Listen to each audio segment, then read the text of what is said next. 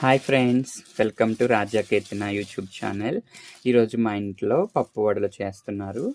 తయారీ విధానం ఎలాగనేది మీకు చెప్తాను, వినండి.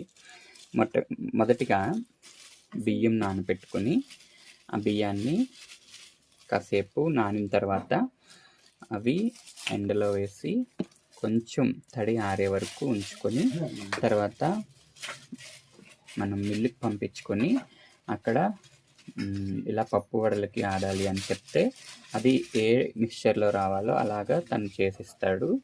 తర్వాత అది వచ్చిన తర్వాత ఇంటి దగ్గర మనం అందులో కొంచెం హాట్ వాటర్ వేసుకొని మనం నానబెట్టిన శనగపప్పు అందులో మిక్స్ చేసుకొని అది అందులో కొంచెం పచ్చిమిర్చి రసం, కొంచెం సాల్ట్ వేసుకొని మొత్తం అంతా మిక్స్ చేసుకోవాలి. మిక్స్ చేసుకున్న పచ్చిమిర్చి పేస్ట్ వేసుకొని మిక్స్ చేసుకోవాలి. దాని తర్వాత దాన్ని చిన్న చిన్న ఉండలుగా ఈ విధంగా దాన్ని చేసుకోవాలి. అలా చిన్న చిన్న ఉండలుగా చేసుకున్న తర్వాత వాటిని ఈ విధంగా ఇలా ఒత్తుకోవాలి. అంటే మనం చపాతీ చేసే మేకర్ ఉంటుంది, తర్వాత చపాతీ టేబుల్ ఉంటుంది, దాని మీద అయితే అవి పప్పులు అందులో ఉండే శనగపప్పు విరిగిపోయినట్టుగా అయిపోతుంది. అలా కాకుండా ఇలా కవర్ తీసుకొని ఆ కవర్లో ఒక ఉండ పెట్టుకుని చేత్తోనే దాన్ని అలా నొక్కుతూ ఉంటే కరెక్ట్గా సరి అయిన క్రమంలోనికి అవి వస్తాయి. చూద్దాం ఫ్రెండ్స్, అవి వేసిన తర్వాత ఎలా ఉన్నాయనేది మీకు నెక్స్ట్ వీడియో పెడతాను.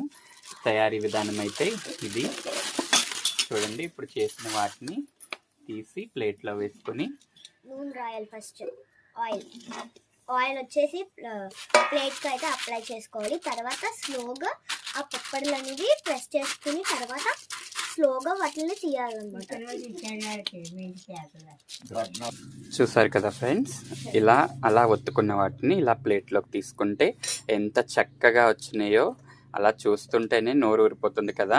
వీటిని ఆయిల్లో వేసి అది బాగా సరి అయిన క్రమంలో వాటిని వేయించినట్లయితే చాలా టేస్టీగా కరకరలాడుతూ మీకు ఇది తయారైపోతుంది. చూద్దాం ఎలా చేస్తారో. ఇలా నూనె కాగిన తర్వాత అందులో వీటిని వేసుకోవాలి. పూర్వం మనకి అందరూ ఇప్పుడైతే స్టవ్ మీదే చేసుకుంటున్నారు.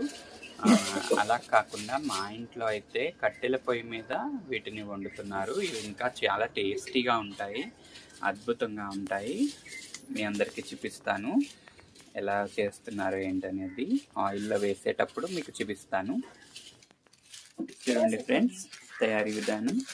అలా బాల్స్లా పెట్టుకున్న వాటిని ఒక పాత్రతో అలా అదిమి ఒత్తుకున్నట్లయితే రౌండ్గా